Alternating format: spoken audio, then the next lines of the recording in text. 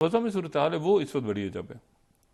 वो ये है कि सीज फायर तो या जारियत का खात्मा तो नहीं हो सका, ब्लिंकन वापस चले गए और यहाँ पर जो है एक पुरस्कार सी खामोशी है। हमास वालों ने अभी तक जवाब नहीं दिया।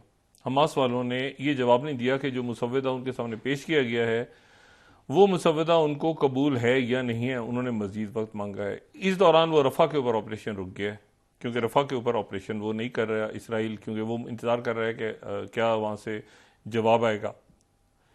उसके अंदर वही बातें हैं सारी, रोड मैप के अलावा एक बात उसमें और मजीद शामिल हो गई है, वही कि इसराइल अपनी फौज निकाल लेगा बाहर। इसराइल अपनी फौज बाहर निकाल लेगा। इस अरसे में आहिस्ता आहिस्ता इसराइल अपनी फौजें भी निकालना शुरू करेगा। ये एक और पॉइंट ऐड करवा लिया हमास ने। अब फौजें भी निकालना शुरू करेगा तो यहां से अरब फौजें जाएंगी और फिर उसके बाद दो रियासती हल की तरफ। लेकिन चूंकि कंप्लीट रोड मैप नहीं है तो इसलिए वो मामला भी रुका हुआ है कि भाई 1 साल तक रहेगा। देखें कोई भी मुल्क वहां पर जो है वो जो बर्बरियत हुई है और जो वहां पे नुकसान हुआ है, इंसानी जाने क्या वापस आनी है, लेकिन जो तामीर नौ भी होनी है, तो वहां पर भी अगर 40 दिन या 42 दिन का सीज फायर होगा तो उसमें कौन सा मुल्क जाके क्या मदद करेगा। इस दौरान तो लाशें नहीं गिनी जाएंगी वहां पे। तो बात यह है सारी कि वो एक लॉन्ग टर्म कोई सीज फायर हो जिसमें फौजें ये निकलें। अच्छा, इसराइल ये कह रहा है कि जी बाकी सारी फौजें आ जाएं, अरब मुल्कों की हमें भी जगह दी जाए। उससे वो अरब मुल्कों ने इनकार कर दिया कि इनकी मौजूदगी में ये शैतानी करेंगे, गले हमारे पड़ेगा। तो वो वहां पे बात सारी अभी अटकी हुई है। काहिरा में जो है ये मुज़ाकरात, काहिरा और कतर और सऊदी अरेबिया और आगे पीछे सारे मुल्क इसमें एक्टिव हैं। तुर्की ने मुकम्मल तौर पे अपनी सारी जो उनके साथ इसराइल के साथ तिजारत थी उसको ख़त्म कर दिया और मुल्कों का दबाव आ रहा है बहुत शदीद। तो ये ज़्यादा अरसे ऐसा रह भी नहीं सकता, क्योंकि नेतन्याहू जो है वो मतलब ना रफा पे ऑपरेशन कर रहे हैं। अमेरिका ने उनको रोक दिया कि अभी हमास का इंतजार करो, हमास का जवाब क्या आता है। तो ना वो ऑपरेशन कर पा रहे हैं, ना वो बाहर निकल पा रहे हैं। हमास के इंतजार हो रहा है। ब्लिंकन चले गए हैं, ब्लिंकन की मौजूदगी, कल भी मैंने बात की थी कि हमास कभी भी ब्लिंकन को ट्रॉफी नहीं लेके जाने देगा कि भाई इसमें काम तो सारा जो है वो दूसरे मुल्कों ने किया है और सेक्रेटरी ब्लिंकन कहाँ से इसमें ट्रॉफी लेके चले जाएं। लेकिन तो ये अभी बिल्कुल आप से खामोशी छाई हुई है गजा के महाज पे। और हमारी दुआ है कि ये 24-48 घंटों में एक जहरीत के खात्मे का, सीज फायर का और फिर रोड मैप सामने आए कि 2 स्टेट सोल्यूशन की तरफ दुनिया किस तरह बढ़ती है और किस तरह से आगे मामला चलते हैं। लेकिन एक और मैं बात की तरफ इशारा करूं, और ये बात जो है ये मैं देखें साहिल, फिर मैं वहीं आ जाऊंगा। साहिल अफ्रीका, साहिल के मुल्क आप शुरू करें तो एरिटेरिया से शुरू होते हैं, या उसको आप चार्ट से स्टार्ट कर लें या कहीं से भी स्टार्ट करें और वो फिर सेनेगल तक जाते हैं। अगर आप नक्शा देखें अफ्रीका का तो ये सब सहारन, ये सहारा है ऊपर और फिर सहारा के नीचे जो ममालिक हैं ये वो जिसको कू बेल्ट भी कहते हैं, या जिसमें जो है वो अभी तेजी के साथ हालिया अरसे में जो है बगावतें भी हुई हैं। अब चार्ट से शुरू कर लें, ठीक है, इसमें एरिटेरिया को या बाकी मुल्कों को ना डालें आप, तो इसको आप चार्ट से शुरू कर लें। चार्ट नाइजेरिया, माली, बुर्किना फासो और मॉरिटानिया। अब इशू इसमें यह है कि यहां पर ये मौजूद थी बेसिस, ये बेसिस थी फ्रांस की और अमेरिका की। और फ्रांस की इसलिए थी कि फ्रांस जाहिर है कि उसकी कॉलोनी रहे हैं बहुत से मुल्क, तो वो यहां पे मौजूद थे, उनके ताल्लुकात बड़े से थे। और फिर यहां पे अमेरिका भी आ गया और एयरबेस 101 उन्होंने बनाई। 2016 में उसकी तामीर शुरू हुई, 2019 में वहां पे फौजी आ गए। ये देखें, ये फिर मैं दोबारा वही बात कर रहा हूं कि अफ्रीका के अंदर क्या इंटरेस्ट था अमेरिका का कि वहां पे कर्नल गद्दाफी को ख़त्म किया गया। वहां पे इनकलाब जो थे वो कुछ तो इनकलाब ऑर्गेनिक थे, जैसे कि ट्यूनीसिया में हुआ, लेकिन बाद में उसको हाईजैक भी हुआ, हुकूमत तख्ते गिर गई होता।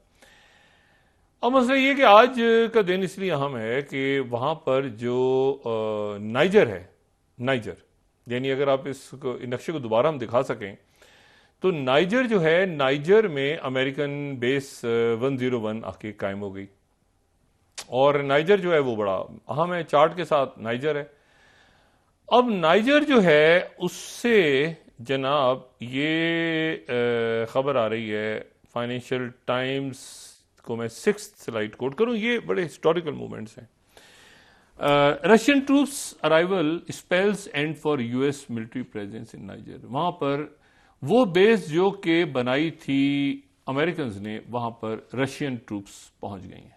रशियन ट्रूप्स उस बेस में एंटर हो गई हैं जो बेस जो है वो नाइजर ने बनाई थी। न्यूयॉर्क टाइम्स इसको इस तरह से लिख रहा है, फोर्थ स्लाइड, कि US to withdraw troops from Chad dealing another blow to Africa policy. देखिए, ये जो मैंने आपसे बात की ना कि ये बहुत इंपॉर्टेंट था, और अगर मैं चंद साल पहले का आपको बताऊं तो ये रॉयटर्स, मैं आपको दिखा रहा हूं 2019-2016 का Reuters third slide, US building 100 million drone, ये जो बेस थी वहां पे सेंट्रल नाइजर में। नहीं, नाइजर बड़ा इंपॉर्टेंट था अमेरिका के लिए कि नाइजर वहां पे बेस उनकी हो। और फिर न्यूयॉर्क टाइम्स ने इसके ऊपर एक कंप्लीट आर्टिकल भी लिखा था।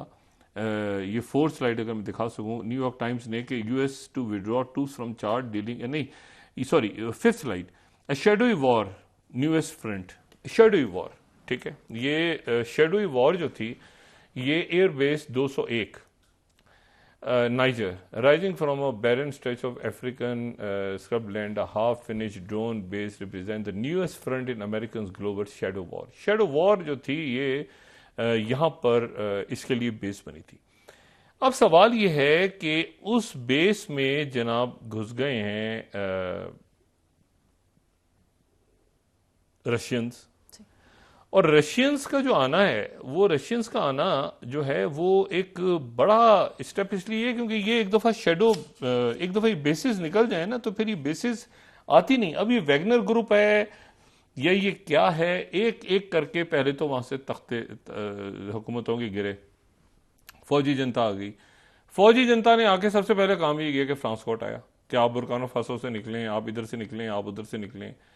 और ये ध्यान में रखें कि जब ये ऑपरेशन हुआ था इराक वाला तो वो सिर्फ अमेरिकन थे, अफगानिस्तान में हुआ था तो नेटो था। जो हुआ था लीबिया में, जो ये ईमेल्स और हुआ था ना, ईमेल कब्जा हो गया, उसमें अटैक हुआ था वहां पे जो अमेरिकन एम्बेसी पे, और ये जब कर्नल गद्दाफी की, तो उस वक्त ये हुआ था कि उसमें कुछ अर्से के लिए नेटो आ गया था। अच्छा, अब फड्डा ये पड़ा था कि हिलरी क्लिंटन ने कहा था कि हमें, फ्रांस ने कहा है कि तुम जाओ, हम नहीं जाना चाहते थे। फ्रांस ने कहा कि हमारा कोई ताल्लुक ही नहीं है। नेटो कुछ अर्से के लिए इन्वॉल्व हुआ था, लेकिन उसके बाद फिर अफ्रीकन कौम बन गई, फिर फ्रांस आ गया, बाकी मुल्कों को कोई दिलचस्पी नहीं थी कि अपनी बेसिस बनाए, फ्रांस आ गया और अमेरिका आ गया। अब पहले फ्रांस निकला, अब अमेरिका निकल गया, और ये पूरा जो कू बेल्ट है यहाँ पे आ गया रशिया। ये बड़ी स्ट्रेटेजिकली बड़ी इंपॉर्टेंट बात है कि रशिया आ गया उन बेसिस पे। और कुछ बेस, ये जो बेस है 201 या 201 या 202, ये वहां पे जो नियामी जो उनका दारुल हुकूमत है नाइजर का, ये उसके एयरपोर्ट के पास है। और वहां पर अभी सूरत हाल ये है कि रशियन आते जा रहे हैं और अमेरिकन वहां से सामान उठा के जा रहे हैं। अमेरिकन ने बनाई हुई थी बेस। तो अजीब एक सिचुएशन वहां पे क्रिएट हो गई।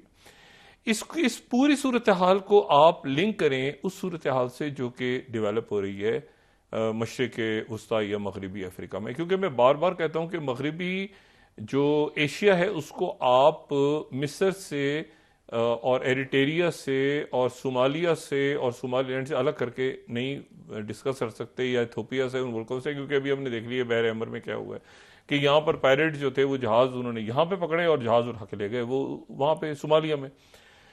तो ये एक बड़ा, या हुतीज जो है, या जो सूडान में लड़ाई हो रही है, तो सूडान में जो खाना जंगी हो रही है उसकी बुनियादी वजह तो यमन है ना। यमन की जो खाना जंगी थी, वो खाना जंगी में एक जो है वो एक साइड एक ने ले ली, तख्ता उलट गया उमर बशीर का। वरना तो यमन में अगर वो जरा न्यूट्रल रखते अपने आप को, मतलब उनके ऊपर जो अरब ममालिक ने हाथ रखा हुआ था वो थोड़ा सा ईरान की तरफ खिसके, वो जनाब उनका तख्ता धरन तख्ता हो गया।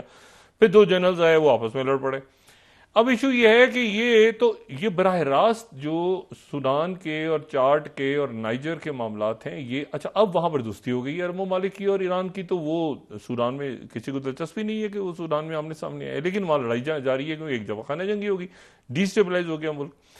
लेकिन ये जो रशियंस का आना है ना वैगनर ग्रुप का, ये बहुत इंपॉर्टेंट है, स्ट्रेटेजिकली इंपॉर्टेंट है, क्योंकि एक तरह से आप ये देखें कि पूरा जो अफ्रीका है वहां बेसिस खत्म हो रही हैं, और यही सूरत हाल है लातीनी अमेरिका। कोलंबिया जो है, मैंने कल भी बात की थी, कोलंबिया जो है उसने इसराइल के साथ ताल्लुकात खत्म कर लिए हैं। कोलंबिया जो है वो दूसरा बड़ा मुल्क है लातीनी अमेरिका का। ये जो मामलात हैं इसको हर सूरत, और ये देखें अब तो क्लैशेज हो गए, अब तो कोई 2000 के करीब वहां पे स्टूडेंट्स को गिरफ्तार कर लिया गया अमेरिका में, जो कैंपसेस में फैल रहा है, कनाडा में शुरू हो गया, यूरोप में शुरू हो गया। और मेरी समझ से बाहर है कि इसको बिला जरूरत अमेरिका क्यों खींच रहा है, ये सीज फायर को का ऐलान क्यों नहीं करते कि आप जंगबंदी करें और उसके बाद सारे मामलात होते रहेंगे, आप पहले जंगबंदी करें, आप जाहिरियत बंद करें, कत्लेआम बंद करें, और सिर्फ 24-48 घंटे आप जरा कत्लेआम बंद करके देखें और उसके बाद देखें कि वहां से क्या रिस्पॉन्स आता है। अब कत्लेआम भी हो रहा है, गोलियां भी चल रही हैं, बमबारी भी हो रही है, साथ साथ वो शहीद भी हो रहे हैं फलस्तीनी। और लेकिन मेरा अपना ख्याल ये है कि किसी न किसी नतीजे पे शायद आज रात या कल तक ये पहुंच जाए। और काहिरा दोबारा पहुंचा है हमास का डेलीगेशन, एक और डेलीगेशन जो चला गया था दरमियान में वो फिर वापस पहुंचा है। मैं उम्मीद इस बात की करता हूँ, दुआ भी करता हूँ कि सीज फायर हो कम से कम, यानी जारियत रुके, फिर उसके बाद ये देखा जाएगा कि एक कैदी छोड़ते हैं कि 10 उसके बदले यरगमाली रिहा होते हैं या 15 रिहा होते हैं। ये सारी बात की बातें हैं। पहले तो ये कि वहां इमदाद पहुंची है, पहले तो ये कि कत्लेआम खत्म हो, और फिर मुज़ाकरात होते रहेंगे बैठ के। ना याहिया अनवर कहीं जा रहे हैं, ना इस्माइल हानिया कहीं जा रहे हैं, ना नेतन्याहू इसराइली जा रहे हैं, ना ब्लिंकन और जो है जैक सलिवन या बाइडेन जा रहे हैं, सारे इधर ही मौजूद हैं। तो एक दफा ये गरीबों को, जो बेगुनाहों को मारना, तो कत्ल तो बंद करें, तो उसके बाद फिर मुज़ाकरात की मेज पे बैठ जाएंगे और डिस्कस कर लेंगे कि भाई क्या करना है क्या नहीं करना।